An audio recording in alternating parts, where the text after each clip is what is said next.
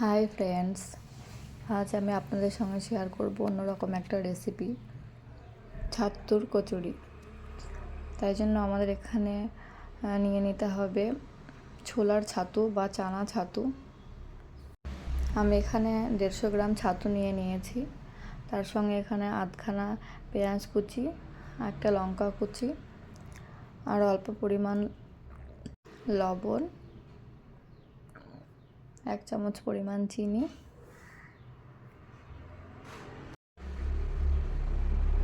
আর এর সঙ্গে 2 টেবিল চামচ সাদা তেল। আপনারা চাইলে সর্ষের তেল ইউজ করতে পারেন। অ্যাকচুয়ালি আমি সাদা তেল ইউজ করি, তাই যে কোনো খাবার বানানোর সময় সাদা তেলটাকেই দেওয়া হয়। এই সব মিশ্রণগুলো এবার ভালোভাবে হাত দিয়ে মিক্সড করে নিতে হবে। যতক্ষণ না এটা ভালোভাবে মিক্সড হয়ে যায়, বেশ ভালোভাবে মিক্সড করে নিতে হবে। আমার এখানে একটু তেলটা কম লাগছিল, তাই আমি আর 1 টেবিল চামচ এখানে তেল অ্যাড করেছি। দেখুন, এটা আমার বেশ ভালোভাবে মাখা হয়ে গেছে। এটা এখন বেশ ঝরঝরে হয়ে গেছে। আপনারা যখন এটাকে একটু হাতের মুঠো করে দেখে নেবেন যে এটা পারফেক্ট হয়েছে কিনা। আমাদের এটা বেশ পারফেক্ট হয়ে গেছে। এখানে আমার স্টাফিংটা রেডি। চলুন অন্যদিকে আমরা আটাটাকে মেখে নিই।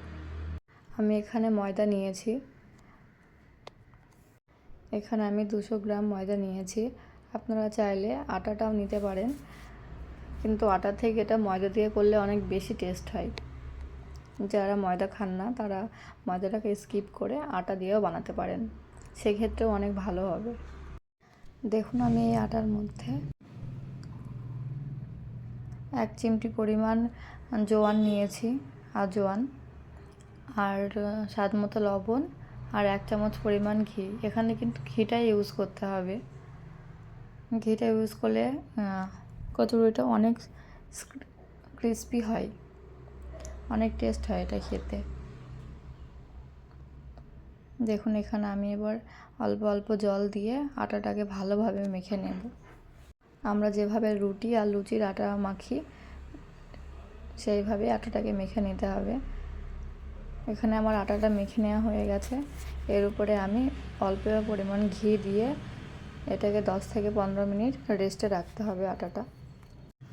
আমার আটাটা 10 থেকে 15 মিনিট রেস্ট হয়ে গেছে। এরপর আমি এখানে আটার থেকে অল্প অল্প লেচি কেটে নিয়ে, আপনারা যতটুকু পুরি বানান ওর থেকে অল্প একটু বেশি নিতে হবে, যাতে কচুরিটার সাইজটা একটু বড় বড় হয়। এবার লেচিটাকে হালকা একটু গর্ত করে নিয়ে ওর ভিতরে স্টাফিংটা দিয়ে দিন।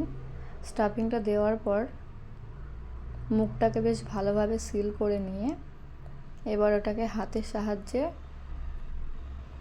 না তো একদম পাতলা আর না খুবই মোটা, এটাকে একদম মিডিয়ামভাবে রেখে দিন হাতের সাহায্যেই। এটাকে কিন্তু বেলুন চাক্কিতে বেলা হবে না, এটাকে হাতের সাহায্যে আপনারা সেট করে নেবেন। দেখুন, এখানে আমি 2টো বানিয়ে রেখে দিয়েছি। এখানে রেডি হয়ে গেছে আমার কচুরি। এটা বানানো একদমই সহজ। আপনাদের যখন রুটি, লুচি বা পরোটা সব খেতে ইচ্ছা করবে না, সেক্ষেত্রে আপনারা এটা সকালের নাস্তায় বা বিকেলের নাস্তায় বানাতে পারেন। এটা খেতে অনেক বেশি টেস্ট হয়। এটা চাইলে আপনার বাদামের চাটনি বা তেঁতুলের চাটনি দিয়েও খেতে পারেন। এখানে আমার দেখুন অলরেডি 3-4টে বানানো হয়ে গেছে। এবার অন্যদিকে একটা কড়াইয়ে আমি তেল গরম বসিয়ে দিয়েছি। তেলটাকে কিন্তু বেশি গরম করলে চলবে না, হালকা যখন গরম হয়ে এলেই ওই তেলের ভিতরে কচুরিগুলো একটা একটা করে ছেড়ে দিন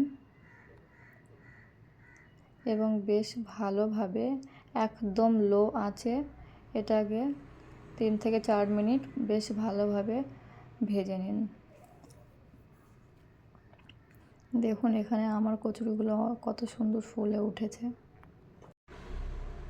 আমার কিন্তু এক পিঠ ভাজা হয়ে গেছে। এবার অন্য একটা পিঠে দিয়ে দিচ্ছি। এটাকে বেশ ভালোভাবে নাড়াচাড়া করতে হবে।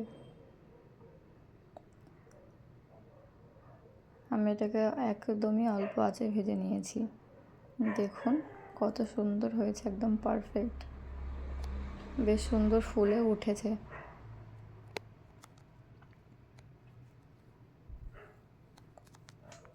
এদিকে আমার কচুরিগুলো ভাজা হয়ে গেছে, আমি অন্য একটা প্লেটে উঠিয়ে নিয়েছি।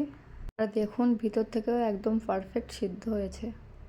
আমার ভিডিও যদি আপনাদের ভালো লাগে please subscribe, like and share করে দেবেন। Thank you.